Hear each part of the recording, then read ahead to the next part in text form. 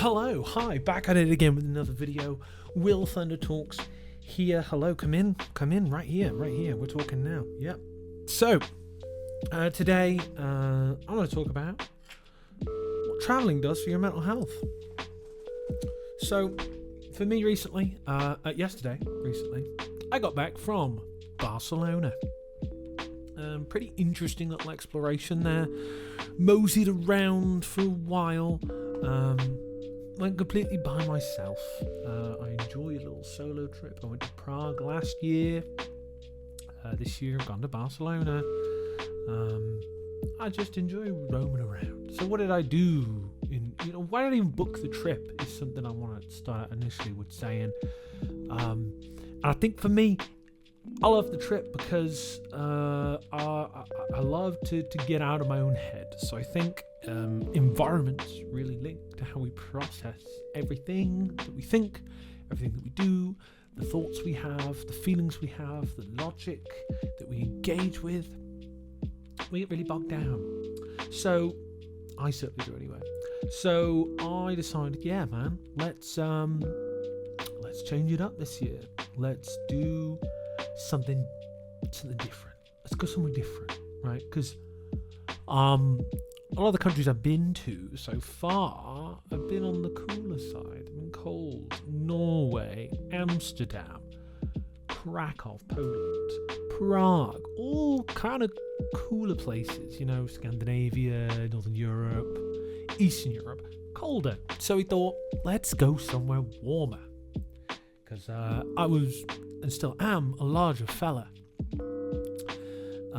And I need to, when you're a larger fella like myself, cold environments suit us better. Warm environments suck. But it's February now, at time of recording. So I decided, let's go somewhere warm. Let's go to Barcelona, Spain.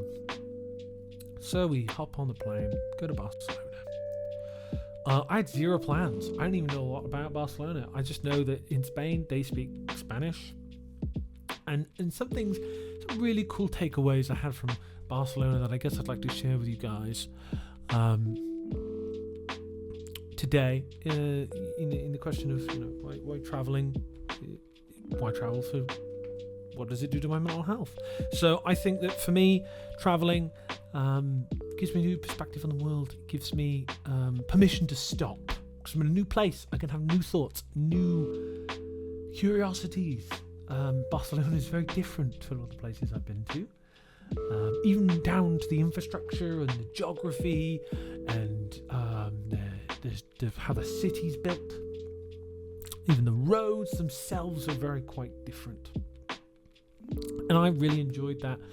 I enjoyed cruising on the metro. The metro is really big in Barcelona. There are a lot of metro lines. So I enjoyed surveying them.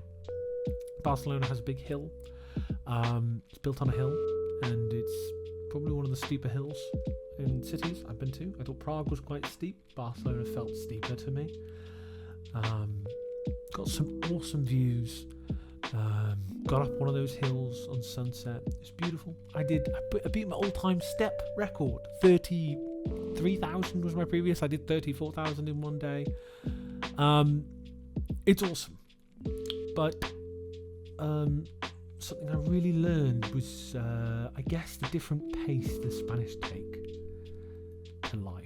I mean, they all seem like they're just kind of moseying around at their own pace. They seem a lot more relaxed. Barcelona as a place, even when it was busy, didn't feel chaotic and tense to me.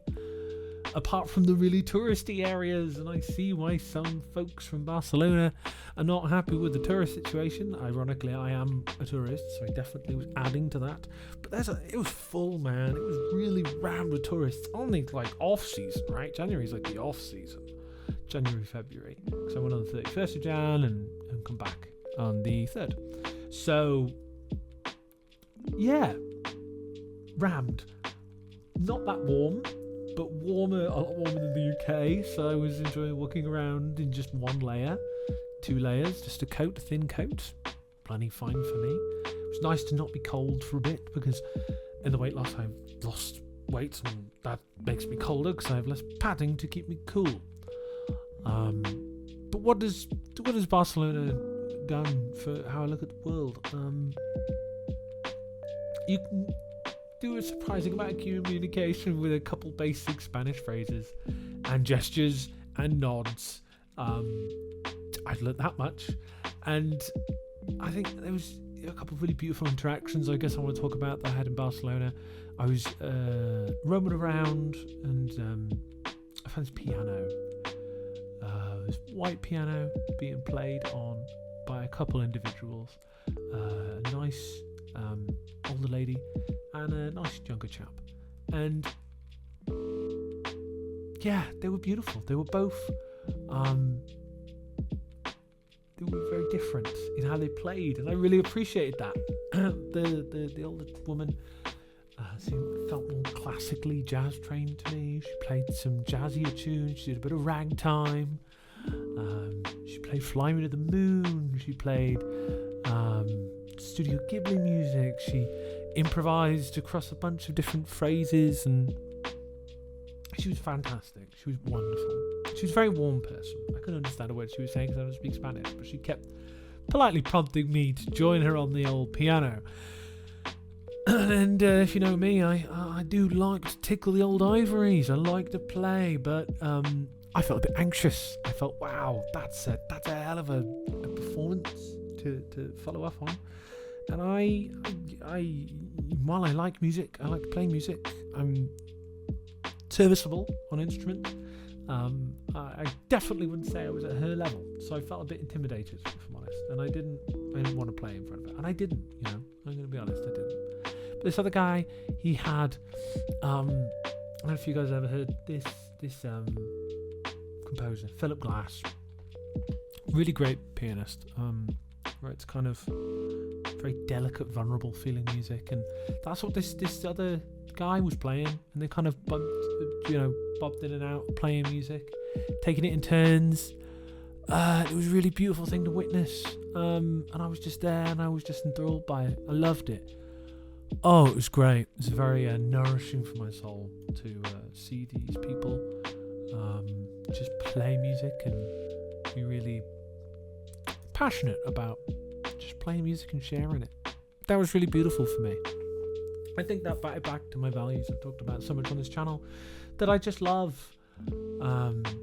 creativity. I love people sharing creativity, acceptance, warmth, and that's what was on display. People were playing, and it was lovely. And then I also had another experience with a lovely chap in a cafe on my day going back, and he had such a calmness to him. He was so deliberate in everything he did. It wasn't what he said, it was how he said it and what he was doing, and it just really calmed me right down.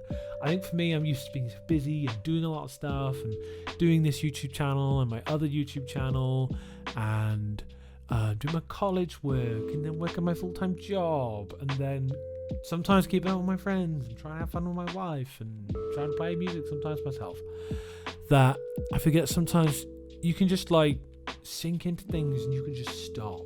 And I think that guy's slow deliberateness really gave me permission to stop. And something I really appreciate about the Spanish, they know how to stop, man. They know how to chill out. And I was really feeling, I was soaking up their chill vibes. It was just helping me just be really present. I loved it. And I had this as well with the fisherman when I went to the beach. I went and sat on this little pier poking out the beach, and I just sat there and looking out to the ocean, and there was these fishermen fishing on the opposite side of the pier to me, and they came over to my side and they started fishing, and I sat there for what felt like hours just watching them fish. And it was beautiful, man. It was beautiful. Not a word exchanged. Just in the warm glow of the sun, listening to the beach cascade over the shore. And it felt like I didn't have to be anywhere. I didn't have to do anything. And yeah, magical, beautiful. So tension relieving for me. I wish I could have been there longer, if I'm honest. Then I went to the gym twice in the same day, but I really enjoyed it. I got to feel my muscles a bit, and it was great. And I guess one final thing I want to finish on with why this is great for my mental health is I went on the way back. I was in the Barcelona airport, and